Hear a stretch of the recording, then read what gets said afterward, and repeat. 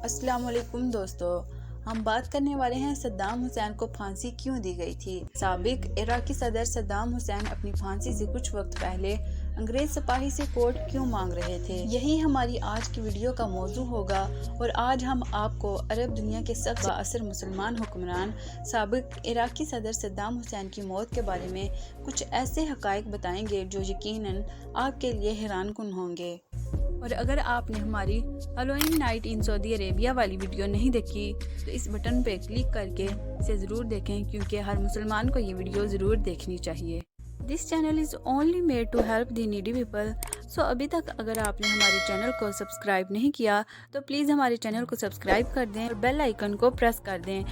सद्दाम हुसैन की ज़िंदगी नशेब अफराज से भरी पड़ी है। इनका बचपन हो या जवानी, इनकी ज़िंदगी हमेशा दूसरों से बिल्कुल मुख्तलिफ रही है। यहाँ तक कि इनकी मौत भी तारीख के ना मिटने वाली दास्तानों में शामिल हो गई है। सद्दाम हुसैन की पैदाइश 28 अप्रैल 1938 को इराक के एक गरीब घराने में हुई। जब उनकी उम्र तकरीबन 3 साल की हुई तो उनके वालिद का भी इंतकाल हो गया। अब उनके घर में 2 या 3 दिन के फाके हुआ करते थे। गुर्बत की ज़िंदगी से तंग आकर उनकी वालिदा ने दूसरी शादी कर ली और सद्दाम हुसैन को लेकर अपने दूसरे घर मुंतकिल हो गईं। सद्दाम हुसैन के सौतेले बाप का बर्ताव सद्दाम हुसैन के साथ बिल्कुल अच्छा न था, इसलिए तंग आकर उन्होंने घर को खैराबाद कहा और शहर तुकरीत में अपने मामू के साथ रहने लगे, जो इराकी फ़ौज के अफसर थे। उनके मामू ने उनकी तालीम और तरबियत की। उन्होंने इब्तिदाई उम्र में ही सद्दाम को इराक की नौ आबादियात की बुराइयों से आगाह कर दिया था। अपने लड़कपन में ही सद्दाम हुसैन की भी हुकूमत मुखालिफ मुजाहिरों में काफ़ी सरगर्म रहे और इस दौरान उन्हें 6 माह की कैद भी हुई। सद्दाम हुसैन को मुताले का इस कदर ज़्यादा शौक़ था कि अपनी जेब खर्च से किताबें खरीदते थे। वो अरब तारीख़ और अज़गरी कुतुब का मुतालिया भी शौक़ से करते थे। उन्हें तीतर और बटेर के शिकार का बहुत शौक़ था और वो शराब नोशी से दूर रहते थे। 18 साल की उम्र में बास पार्टी में शमूलियत इख्तियार की और बहुत जल्द उनके रहनुमा बनने में कामयाब हो गए। 1958 में उनकी शादी साजिदा नामी लड़की से हुई, जिनसे 3 बेटियां और 2 बेटे पैदा हुए। अभी उनकी शादी को सिर्फ 4 माह गुजरे थे कि इराक से बरतानवी नौ आबादियत हुकूमत का तख्ता उलट दिया गया, जिसकी वजह से पूरे मुल्क में पुरतशद्दुद इंतशार का माहौल पैदा हो गया।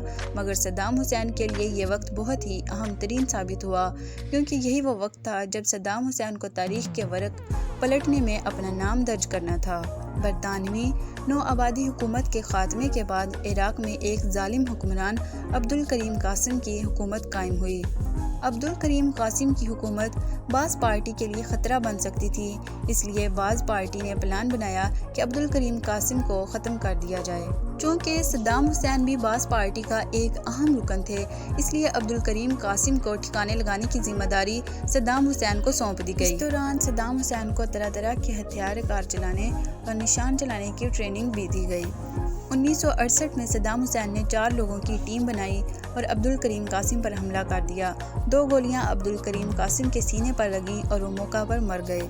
सद्दाम हुसैन को भी टांग पर एक गोली लगी, मगर वो मौका वारदात से फरार होने में कामयाब हो गए। सितंबर 1968 में बास पार्टी की हुकूमत कायम हुई और हमू अल बाकर को इराक का नया सदर मुंतखब कर दिया गया। हमू अल बाकर के सदर बनने के बाद बहुत जल्द सद्दाम हुसैन को वापस इराक बुला लिया गया और उन्हें बास पार्टी का सीनियर बना दिया गया, क्योंकि बास पार्टी की हुकूमत को कायम करने में इनका बड़ा हाथ था। अब सद्दाम हुसैन एक बागी इंसान बन चुका था और अब इसका काम सिर्फ ये था कि जो लोग बास पार्टी की मुखालफत करते या कोई फ़ैसला मानने से इनकार करते तो ये उन्हें डरा धमका कर या फिर मार कर रास्ते से हटा देता। इस दौरान सद्दाम हुसैन पूरी दुनिया में दहशत के नाम से मशहूर हो चुके थे। वक्त गुजरने के साथ साथ सद्दाम हुसैन के सियासी अज़ाइम में भी इजाफा होता गया। अब वो खुद इराक के सदर बनना चाहते थे और बिलाखिर उसने 16 जुलाई 1979 को हमू अल बाकर से ज़बरदस्ती इस्तीफ़ा दिलवाया और खुद इराक के सदर होने का ऐलान कर दिया। 22 मार्च 1980 को सद्दाम हुसैन ने ईरान से जंग छेड़ी, जो कि लगातार 8 साल तक जारी रही। इस जंग में 3 लाख से भी ज़्यादा इराकी मारे गए। 1990 में सद्दाम حسین نے کویت کو اپنا حصہ دار قرار دیتے ہوئے اس پر قبضہ کر لیا۔ آنے والے برسوں میں سدام حسین کی سیاسی عزائم بالکل واضح طور پر نظر آ رہے تھے کہ وہ عراق کے آس پاس کے تمام ممالک پر بھی حکومت کرنا چاہتے تھے۔ یہی وہ وقت تھا جب اس نے اپنے پڑوسی ملکوں سے تعلقات خراب کیے۔ اس کا نتیجہ یہ نکلا کہ امریکہ اور برطانیہ نے مل کر فروری 2003 میں عراق پر جنگ مسلط کر دی۔ صدام حسین کو 30 بے گناہ کو قتل کرنے اور جوہری ہتھیار استعمال کرنے کے جھوٹے الزام میں امریکی ایجنٹوں نے گرفتار کر لیا۔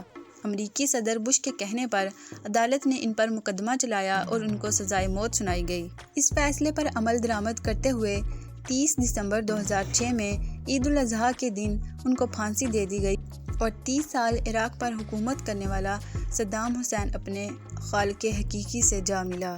ان کو پھانسی دیے آج 15-16 سال سے بھی زیادہ عرصہ ہو گیا، لیکن ابھی تک ان پر لگایا گیا کوئی بھی الزام ثابت نہیں ہو سکا۔ صدام حسین ایک بے ڈر سچا انسان تھا اور ہر جگہ سچ بات کہنے کی ہمت رکھتا تھا۔ بس اسی ڈر کی وجہ سے برطانیہ اور امریکیوں نے سازش کے تحت ان کو پھانسی دلوائی۔ صدام حسین کی پھانسی کی کارروائی کی نگرانی کرنے والے فوجیوں نے اب یہ راز لوگوں تک پہنچایا ہے کہ ایک امریکی پہرے دار سے صدام حسین نے کہا کہ مجھے کمبل یا گرم کوٹ لا کر دو۔ ان کی خواہش پر امریکی فوجیوں نے انہیں گرم کوٹ لا کر دیا اور پھر حیران ہو کر پوچھا کہ یہ کوٹ کیوں پہنا ہے، جس کے جواب میں صدام حسین نے کہا تھا کہ مجھے شدید سردی لگ رہی ہے۔ جب امریکی فوجی صدام حسین کو پھانسی کی سزا دینے کے لیے لے جا رہے تھے تو فوجیوں نے صدام حسین سے پوچھا کہ ان کی آخری خواہش کیا ہے۔ اس پر صدام حسین نے پھر کہا کہ مجھے پہننے کے لیے میرا کوٹ دیا جائے۔ خواہش کے مطابق کوٹ دیا گیا۔ فوجی نے پھر حیران ہو کر پوچھا کہ کوٹ کیوں پہنا؟ صدام حسین نے جواب دیا، آج ٹھنڈ بہت ہے، ایسا نہ ہو کہ میرا جسم سردی سے کانپے اور عراق کے لوگ یہ سمجھیں کہ ان کا لیڈر موت کے ڈر سے کانپ رہا ہے۔ دوستو، صدام کے آخری ایام میں ان کی حفاظت پر مامور فوجیوں کے مطابق صدام اپنی زندگی کے آخری لمحات میں سکون سے سرشار تھے اور ان کی ہونٹوں پر مسکراہٹ آئی ہوئی تھی۔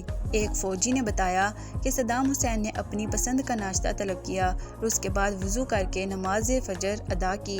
پھر وہ پھانسی کے فیصلے پر علمدار آمد کے انتظار میں اپنے بستر پر بیٹھ کر قرآن مجید کی تلاوت کرنے لگے۔ صدام کے چہرے پر اطمینان تھا، جبکہ امریکی فوجی اہلکار صدام کی مسکراہٹ سے بہت زیادہ خوف محسوس کر رہے تھے اور موت کا سامنا کرتے ہوئے صدام کے انتہائی سکون کے سبب ان فوجیوں کا گمان تھا کہ عن قریب کوئی بم دھماکہ کر دیا جائے گا، لیکن ایسا نہیں ہوا۔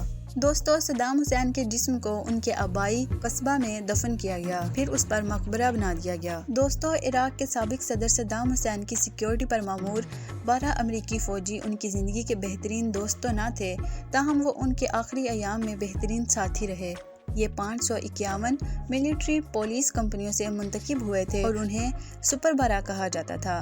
ان میں سے ایک کا نام ول بارڈن ورپر تھا، جس نے بعد میں ایک کتاب لکھی جس میں انہوں نے صدام حسین کی زندگی کے آخری دنوں کے بارے میں لکھا ہوا تھا کہ جب صدام کو پھانسی دینے والے اہلکاروں کے سپرد کیا جا رہا تھا تو ان کے تمام محافظوں کی آنکھوں میں آنسو تھے اور زاروں کی طرح رو رہے تھے۔ اپنے ایک ساتھی ایڈم کا حوالہ دیتے ہوئے کتاب کے مصنف بارڈن نے لکھا ہے کہ ہم نے صدام کو کبھی بھی نفسیاتی مریض اور قاتل کے طور پر نہیں دیکھا، ہم اسے گرینڈ فادر کے طور پر دیکھتے تھے۔ وہ کہتے ہیں کہ صدام اپنی آخری دنوں میں اپنی قیمتی ایکسرسائز اور بائک، جسے وہ بون کہتے تھے، پر بھی بیٹھا کرتے تھے۔ وہ میٹھا کھانے کے بہت شوقین تھے۔ بارڈن ورپر کہتے ہیں کہ آخری ایام میں صدام کا دوسروں کے ساتھ رویہ بہت نرم تھا اور انہوں نے یہ تاثر بالکل بھی نہیں چھوڑا کہ وہ بہت کوئی سخت دل انسان تھے۔ وہ یہ کہتے رہے، میرے اپنے پیسے کو استعمال کرنے کی اجازت ملے تو میں تمہارے بیٹے کی تعلیم کے اخراجات ادا کرنے کے لیے تیار ہوں۔ مصنف کا کہنا ہے کہ ایک شب ہم نے دیکھا کہ ایک 20 سالہ سپاہی ڈوسن اپنے سائز سے بڑا سوٹ پہن کر اپنی ڈیوٹی کر رہا تھا۔ بعد میں پتہ چلا کہ وہ سوٹ اسے صدام حسین کی جانب سے تحفے میں دیا گیا تھا۔ اپنے پھانسی سے کچھ ہی دیر پہلے صدام حسین نے ایک امریکی فوجی اسٹیو کو باہر بلایا اور اپنی کلائی پر بندھی گھڑی اسے دے دی۔ آج بھی وہ گھڑی جارجیا میں اسٹیو کے گھر میں محفوظ ہے اور اس کی ٹک ٹک کی آواز آج بھی سنائی دیتی ہے۔ تو یہ تھی دوستو صدام حسین کی بایوگرافی۔ امید کرتے ہیں کہ آپ کو یہ ویڈیو پسند آئی ہوگی۔ اس ویڈیو کو زیادہ سے زیادہ لائک اور شیئر کریں۔ ملتے ہیں نیکسٹ ویڈیو میں، تب تک کے لیے اللہ حافظ۔